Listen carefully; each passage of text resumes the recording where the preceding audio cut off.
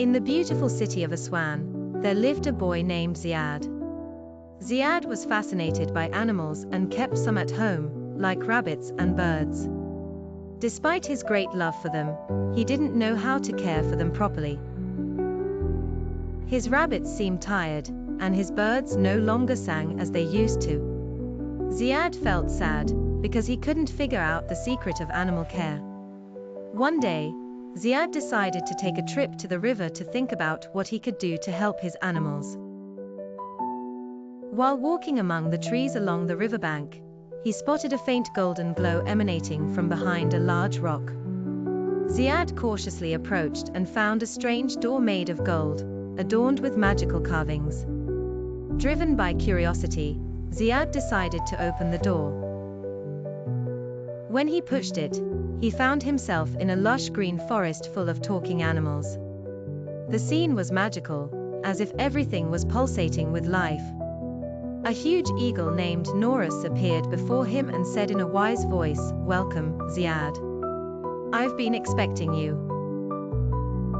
I heard you love animals, but you need to know the secret of caring for them." Ziad was astonished and asked, "How do you know my name?" The eagle smiled and said, "In the forest of wisdom, we know everything about animal lovers. Let me show you how to care for them properly." Norris began taking Ziad on a magical tour among the animals, each having an important lesson to teach. First, they went to the rabbit's house. The rabbits were hopping and playing in a vast field full of fresh grass. The leader of the rabbits approached and said to Ziad, "We rabbits love clean and comfortable places. If you don't keep our home clean, we feel tired and sick. Cleanliness is the first secret in caring for any animal." Ziad recorded this lesson in his memory and smiled as he realized his mistake. Next, they went to a young tiger, who was eating a delicious meal of meat and fruits. The tiger said, "Food is the key to energy. Every animal needs appropriate food to stay strong and healthy. Don't give us the same food every day. We need variety, just like humans." Then they stopped at the bird's house. The birds were flying freely and singing beautiful melodies. The eldest bird said, "We birds need freedom. We can't stay in a cage all the time. We need space to fly and play to stay happy." Ziad realized he had been keeping his birds in small cages without giving them a chance to fly freely, and he decided to change this immediately. Finally, they reached the royal horse, who was running freely in the green meadows.